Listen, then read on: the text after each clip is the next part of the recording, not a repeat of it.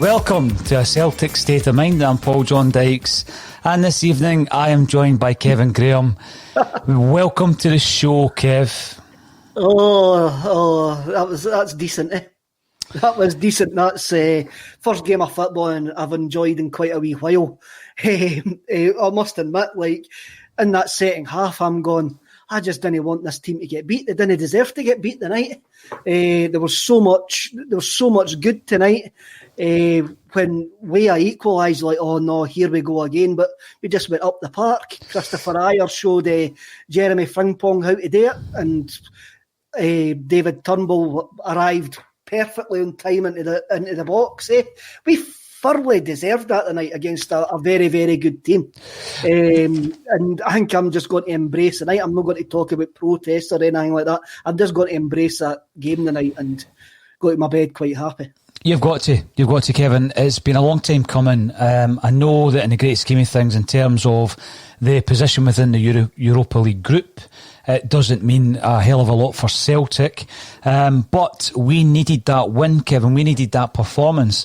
Now, all the attributes, all the different elements that we would expect as prerequisites as professional footballers, never mind for Celtic, things like energy, appetite, desire, but which have been missing for most of the season, came back in abundance tonight. The freshness of that side was a joy to watch. It was a side that I felt before the game might have had a disjointed feel about it, Kevin, because when you throw a group of footballers together, there's no guarantee they're going to gel, but gel they did. And I've seen so many positive comments coming through that we're going to start off with Sorrell.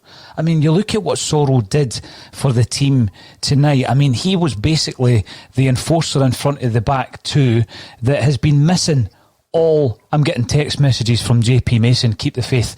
They've been missing all season long. That's the kind of thing. I mean, have we not been watching this guy at training every single day? Why is it taking until a crisis point before we throw Sorrell in? The guy was excellent tonight. It was absolutely brilliant tonight, and that's the question. You go, well, if he can do that, why has he not been anywhere near the team? Same with Turnbull. And look, these guys, the night they didn't have much pressure on them tonight, but they want to go and show what they could do. They wanted to go and show to Neil Lennon, to everybody, to us that are watching at home, that they could contribute going forward. And both of them have showed that. Either going to have good games or going to have bad games. All players are going to have good games and bad games. But tonight, guys like Turnbull, Sorrell, Henderson, and even Kamala showed us that they could offer us something completely different. I mean, I wonder if that side completely spooked Lille. I wondered if they actually thought they were going to get a team completely low in confidence, low in energy. And you have a look at the team that they actually faced. You look at McGregor as well, right? He made the mistake for the goal, but he must have loved playing alongside Sorrell tonight. Oh, definitely. A wee ball of energy. You look at Moy on the left-hand side, you look at Kamala and you look at Turnbull. They must all love playing together because they all had energy and they all wanted it more tonight. And it was just really good.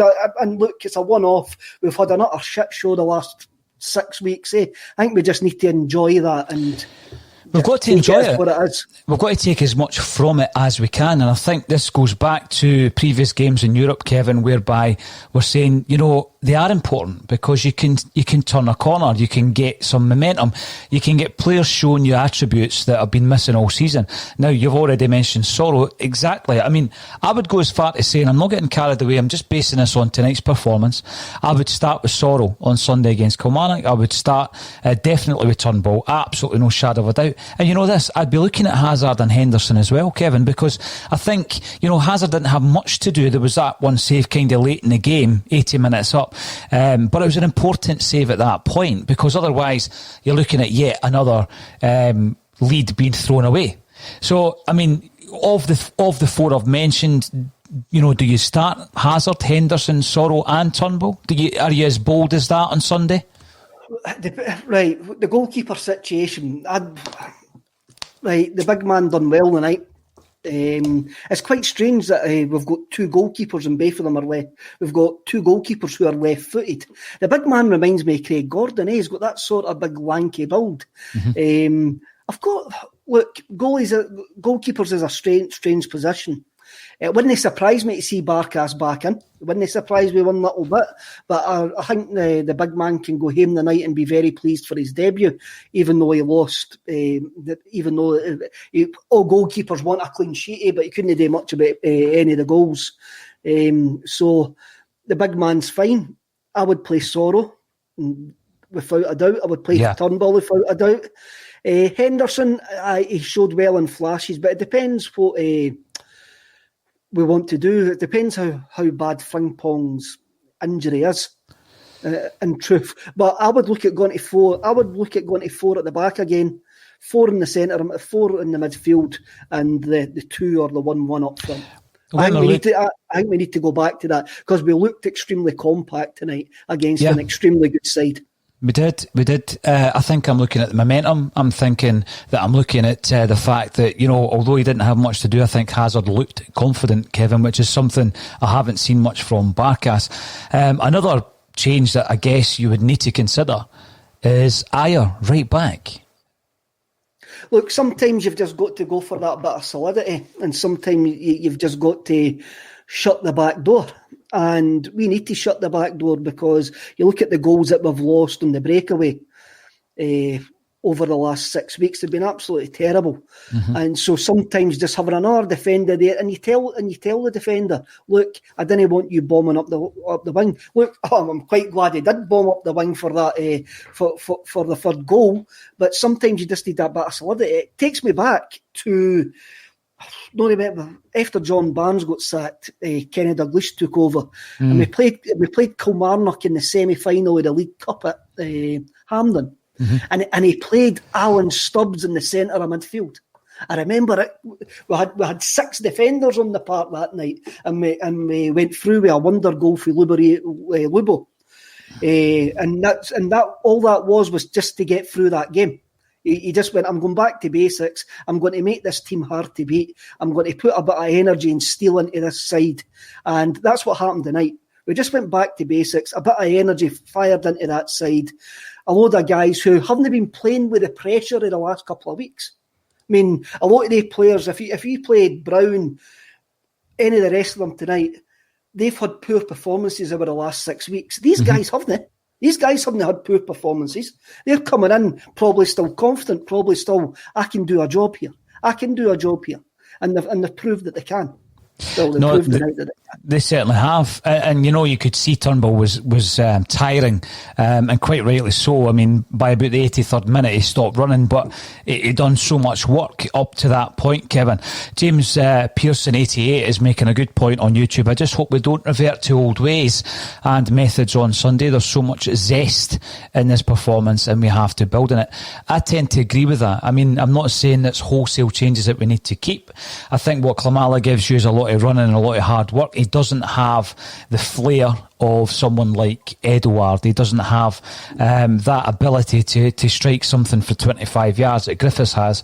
So I don't think he would be a first pick for me. But certainly when I'm looking at Sorrow and Turnbull, for me, after tonight's performance, you stick with them. You keep that vibrancy that we've seen this evening, and hopefully that can roll into the game on Sunday, and then you start putting a string of results together. I mean, I'm not convinced 100%, and I'm being very, very picky here. I'm not 100% convinced with Duffy. I mean, there was a few occasions where he mistimed really simple headers. One of them obviously ended up with him handling the ball, and the Lille players wanted him sent off, Kevin. A couple of really basic errors. Is that a confidence issue that you think? I think the issue when the equalising goal, He gave away the free kick, just been late. The boy just got there before him. He did win the header again, which Weir scored from. There is a confidence issue with Duffy. I mean, he would have been unlucky to get sent off, but it was a handball when he completely mistimed that header. But I think you've got to go same again with the back four, don't you? I mean, what you're trying to do there, you've got to go with something that's worked. You want to get a relationship, especially between the middle two. You know, you definitely want to start and build some kind of partnership between the two. And, you know, if that was to change again on Sunday, then it's going to be difficult to try and get that fluidity within the team. I thought they'd done particularly well. I think, you know, players like Laxalt and El Yunusi didn't do the spectacular tonight, but they've done exactly what was required of them, Kevin. You know, Laxalt is a great ball winner. He's a tremendous ball winner, Laxalt, isn't he? I think El Yunusi, we love him for his kind of creative flair. He didn't do much of that tonight, but he was exactly what we needed up the left-hand side. He was solid. And again, I think when Ayeti came on, he gave you something completely different from Klamala. But there was a bit of greed, I believe, where he should have released Henderson up the right-hand side about 10 minutes from the end. So loads of positives coming out of tonight's performance. Joe McAlinden, welcome to the show, Joe. Neil Lennon will prove to be on his game if he starts Soro and Turnbull on Sunday. Now, Kevin, I think this is a really good point because, you know, if you weren't to continue with that on Sunday, then I would be completely bemused. You've got to start both of those players, without a doubt. If you look up the football book of cliches, then the manager has now got a sore head for the team on Sunday. The players that came in the night have definitely gave him something to think about. He was looking for a spark for somewhere.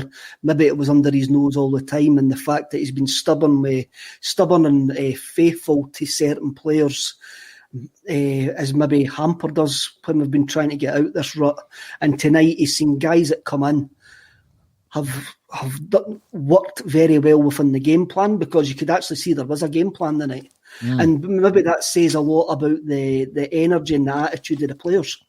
Tactics are brilliant, but only if the players implement them. And we have been saying over the last couple of weeks, it doesn't look like the players looked like they knew what they were doing. Maybe they just didn't have the energy to do what they wanted. The management wanted them to do. But tonight there was definitely, everybody was on message tonight. Everybody. There was individual mistakes. The goals that we continue to lose are so cheap. Poundland would reject them. But we need to sort that out. But we need to sort out those individual errors. But look, tonight's positive. Tonight's the first positive in this dark, dark winter that we're facing. So, the winter of discontent. Now, I'm going to ask you, Kevin, you know, I'm not getting, overexcited about one result. I think we've got to enjoy it. Of course we do. But I'm going to ask you the question. Could this be the turning point? Oh, I didn't want to think about that, didn't I? I just want to enjoy. Look, only games will tell if it's a turning point. We've got a good one against a decent outfit. We've got Kilmarnock coming on Sunday. Now, Kilmarnock are a very well organised side, as we've already seen this season. They'll play completely different for Lille. They'll be very tight and very compact. If we go out and win well on Sunday, then we can look forward to the following Sunday. And I think I'm going to go into the other big book of cliches here. It's one game at a time here, And if we get to later on, if we're going to Ibrox on the 2nd of January or the 3rd of January, whenever it is, the 2nd, and we haven't lost a game, we get a result at Ibrox. Look, I'm letting myself run away from myself here. Only time will tell if this is a turning point. That's what I should have just said instead of just rambling on. Well, you've got to look at a point. We've been looking at a point of this season turning. We've been looking at I asked the question a few weeks back, Kevin, what's the best 90 minutes you've seen all season? People were saying, well, perhaps it was against Hibs 3-0 at Celtic Park, or maybe it was the Aberdeen game 2-0 at Hampden. But it was actually tricky to try and figure out what the best performance was of the season. I would say that's the best performance we've seen all season. Would you agree with that? The most coherent for the 90 minutes. Was that some side? That's a decent side we've just beaten tonight. I think it's been the most coherent for the 90 minutes. I think there has been games where we have looked good, then all of a sudden it's fell apart. But I think that's been the most coherent that we've been for the 90 minutes. And also the way that we reacted to the 2 goals that we lost. That was that was important. That was important. And that was good for us. That was good. That was good to see that mentality there. Good to see that mentality and confidence there.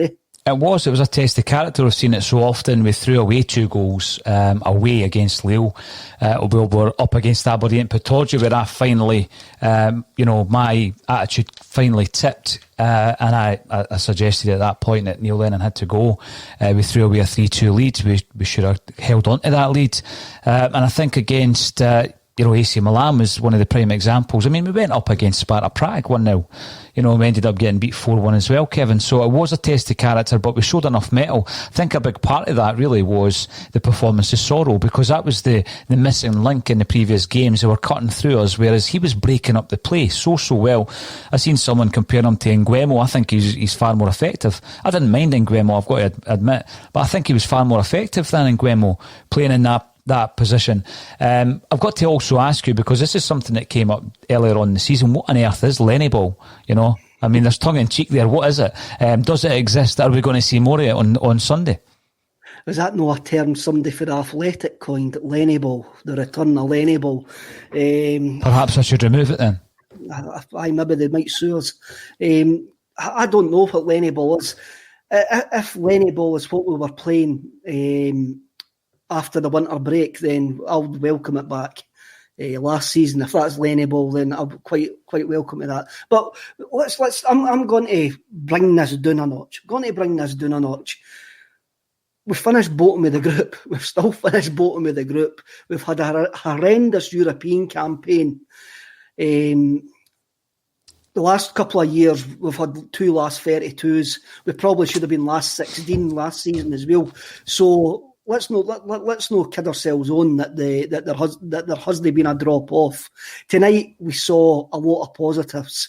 I mean, it was a young side. I think the average age of the side was 24. The side that we ended on the park with the average age was 24. So there's some decent materials for whoever the manager's going to be going forward to work with. Well, so that's what we've got to take as a positive.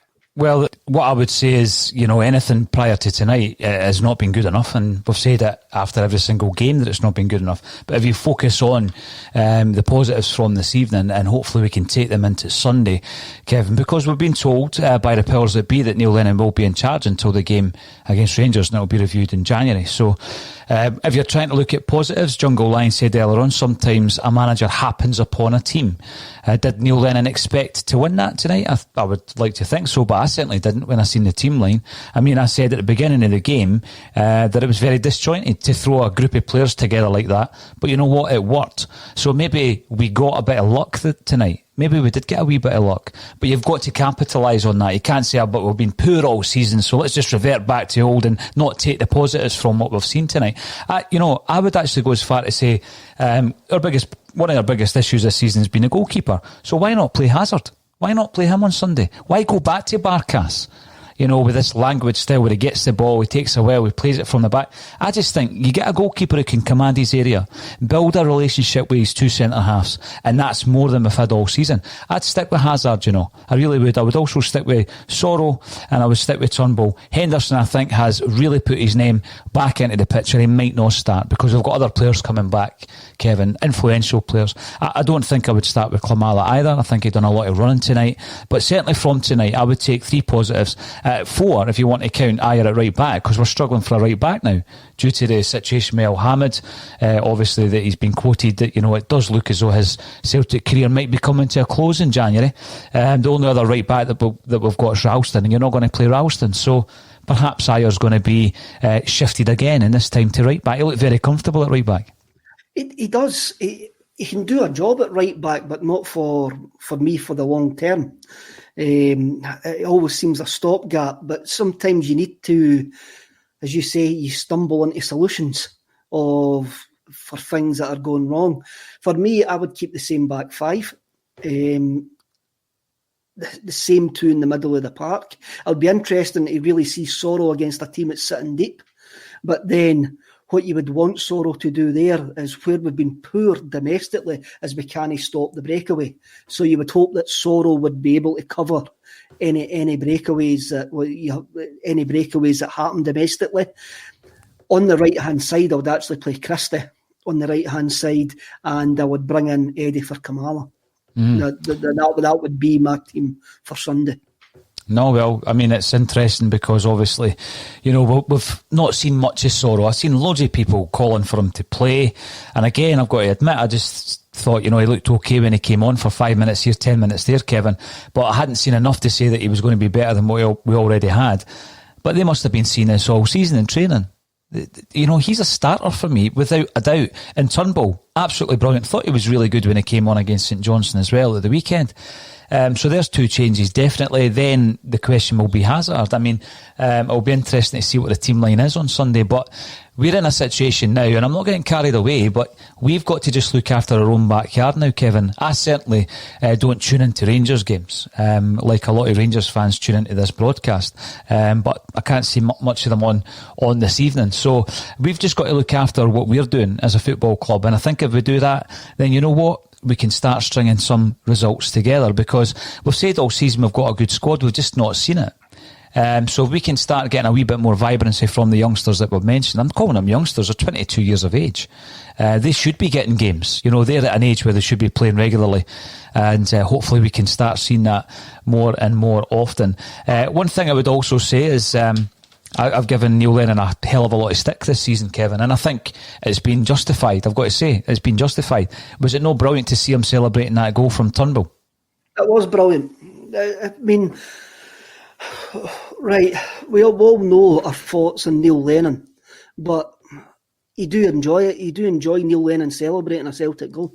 You do want Neil Lennon to be the man to lead us to 10 in a row. You do want Neil Lennon to have a treble underneath his belt as a manager, but there has been problems. And those problems just haven't went away tonight. Tonight's an absolute bonus, an absolute positive, but the faults that Neil and his coaching staff and the faults with the recruitment and the problems in the back that were there 18 months ago are still here. We've had a decent result, but we can't let the result mask the ongoing problems, which has happened over the last 5-6 years. But I'm just here to really enjoy the night. I'm not thinking about that. I'm not even going to have a late night kebab to like comfort eat the night. I'm glad to hear that. I'm very, very happy. No, that's good. But some of the issues that you mentioned there, I think they are deep-rooted issues within the club, and obviously they need to be addressed. I think the one thing that instantly can be looked at is what's happening on the park, Kevin. Some of the more deep-rooted issues with the board, with the structure in terms of the recruitment, with the coaching staff being put in place by someone who obviously shouldn't be involved in football matters. These are issues that, as you say, it doesn't wash away because you win a game in the Europa League. But one thing that we can definitely affect in the short term, in the immediate term, is what's happening on a park. And you can do that by removing players that haven't played all season, haven't performed all season, potentially don't even want to be at the club, and replace them with the vibrancy that we've seen tonight. And I think that it'll be a real disappointment for me if at least 2 of the guys that we've mentioned don't start on Sunday, but even potentially 3. I mean, we're coming up here, genuine chance for Hazard. Who's the last... I mean, we're talking over the last few days about the youth development at Celtic Park, a huge investment every single year. What we're doing, and we're just producing players for every other club in Scotland. I made the point when Scotland were playing last month that obviously we've got, Andy Robertson, Stephen O'Donnell and Declan Gallagher, who came through the system, never played a single game for Celtic. We're just constantly producing players. And what I wasn't saying is they should be playing for Celtic and they're good enough to play for Celtic in the here and now. What I'm saying is we are producing players that never seem to play. When was the last goalkeeper that Celtic produced? Was it David Marshall? Probably. Marshall, it probably was Marshall. Who was the last centre-half that we produced? Steve McManus. Who was the last striker that we produced that was actually a prolific goal scorer? Jerry Craney. I mean, that's going back 30 years. So I think that what they do bring to the team is something completely different, something that should be a prerequisite. I said that at half-time, the vibrancy, the energy. But we've not been seeing it from a lot of the players that you would expect it from, Kevin. So I would bench some of the players. And I said at the top of the show, if you don't want to play for Celtic, you're causing problems, you're not giving us 100%, don't play them. I'd much rather see Henderson than some guy who thinks they're too big for Celtic Football Club playing on Sunday. Definitely, and I mean I kind of disagreed with you because Eddie's one of them that wants away. But we need to actually plan for the future as well. We need to plan for life without Eddie, life without Ayer. And if you've got guys like Welsh came on there for the last 10 minutes, it turned out to be as well. Never done anything wrong. These young laddies and guys like Sorrow, Turnbull, Ayete's only 23, are going to be there next season. They're going to be there by the end of January. And we're going to need to trust them at some point. Hazard's going to be there as well. So we've got to have a look longer term as well for the benefit of the club. And tonight showed that there's maybe some diamonds there.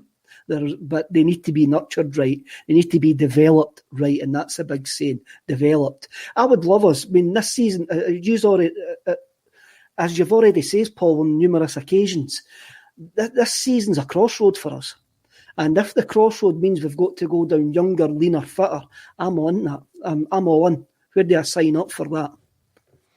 Well, absolutely, because, you're going into January, we've got doubts about the recruitment in the summer, Kevin. Big doubts. You've got 6 players and you're not quite sure how many of them are going to be last in the distance. You're bringing in the kids today. I'm calling them kids because of the lack of experience. 22. I mean, that isn't a kid. Some players have played hundreds of first-team games by that age. And actually, they're shining, Kevin. They're shining. And it brought a freshness to the team. Now, Neil Lennon was probably forced into that. I mean, I think one of his biggest failings is his loyalty to various players. I'm a big champion of Ryan Christie. But, look at his dead balls. Look at his corners. Compare them tonight with Turnbull's. Turnbull's corners were excellent. I mean, he was they were brilliant. And the free kicks from about 20 yards out left and right, Turnbull can actually find a man with the ball. I mean, these are things that you would think at this level you should expect. But we've not had that all season. And what happens is you start creating chances that previously we weren't creating. So, some of these things that are just, when you're looking at a Neil Lennon team, Brown and McGregor, they always play. Christie, he always plays. Maybe it's time to mix that up. Would you expect Brown to start on Sunday? I wouldn't start Brown. I think if you start Brown, what does that say to Sorrow?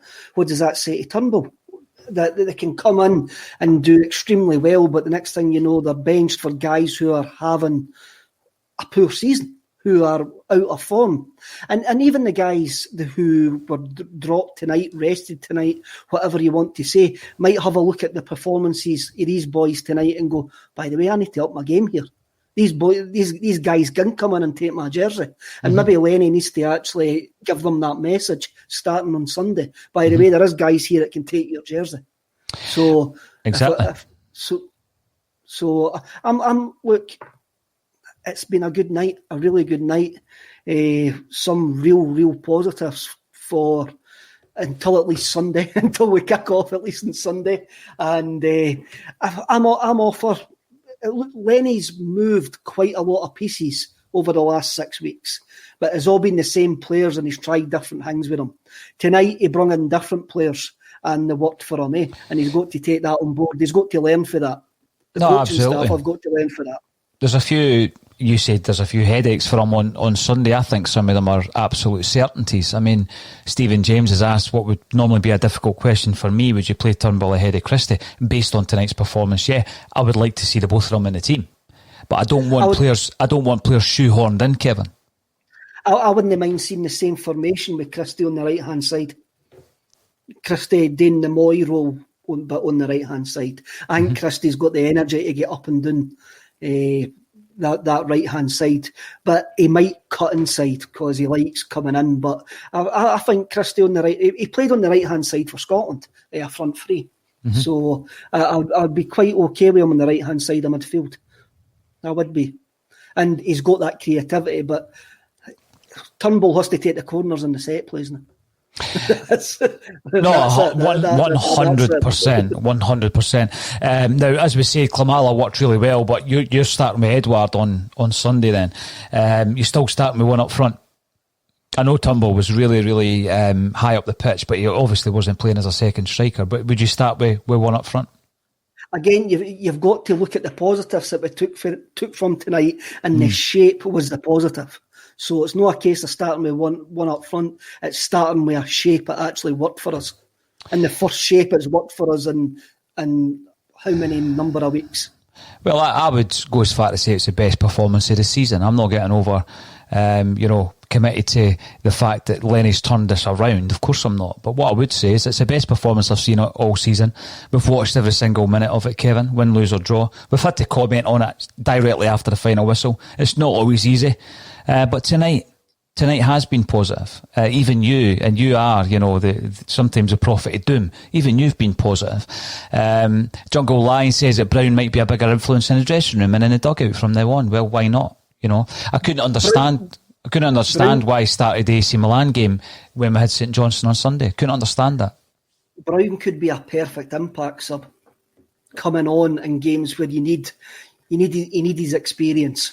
If you're 2-1 up, 1-0 up, backs against the wall for the last 15 minutes, needing another foothold in the game, Brown could be a great sub to bring on. Mm-hmm. Just use his experience. Well, Kevin, it's been enjoyable this evening. Thanks very much for joining us. I'd like to remind everybody that's tuning in, because they are tuning in large numbers now, that we're running a massive charity weekender. We're running that on the weekend of the Scottish Cup final, which I hope is a quadruple treble weekender. We have, Kevin, 22 different shows, including Axom, who have signed up to this, and that, some massive big hitting podcasts. We've got the Kano Foundation, we've got St Rocks, we've got the Cynic, they're involved, the Homeboys are involved, Four Tims and a Pod are involved, Celtic Underground, who apparently are the oldest football podcast in the world. There's loads of them, and we're making a wee promo video that we'll put out as soon as possible so that everybody knows what it is we're doing. We're actually supporting 4 different charities, Kevin, and you can visit the fundraising page by clicking on the link underneath this video. We're currently sitting at over £4,000. It's 4,215. It has been confirmed that the Peter Lowell interview won't be happening that weekend, but we do hope to have Peter on the show in the new year. But what we have done is we've been speaking to the business who pledged $9,000 for it, and they're still going to give us the $9,000. How good is that? So fantastic. I think before we go into the weekend, Kevin, we'll probably have about $15,000 in the bank. Every single penny is going to be going to charity. Everyone who's given us £1 to £20 to 500, even £1,000. Somebody gave us £1,000. Thank you all very much for everything you've done. And if you've got any auction items you want to throw into our auction, then let me know. We've got a couple of signed tops. We've got a Ryan Christie match worn jersey for Scotland, Kevin. Loads happening that weekend, so please get involved. That weekend proves we're more than a football club. We're more than results on the pitch. The way that everybody's came together for that weekend shows it shows that we're more than a football club. We're more than 11 guys kicking a ball on a football field. Absolutely. I mean, that weekend, it's been heartening to see the amount of people coming together for one common goal. It doesn't matter that we're hosting it, Kevin. Anybody could host it. It's just the fact that we're bringing everybody together to raise money for the most vulnerable in what has been a very, very difficult year for everybody. And I'm not just talking about football there. I'm talking about everything else that's been going on. So thanks, everybody, for getting involved. I'll leave the squabbles between Rangers fans, who have got nothing better to do tonight, and obviously our own supporters to rage on, and I'll obviously work my way through the comments later on, Kevin. All that's left for me to say is thank you very much once again, Kevin Graham, a positive Kevin Graham, for joining me on A Celtic State of Mind. Cheers, Paul.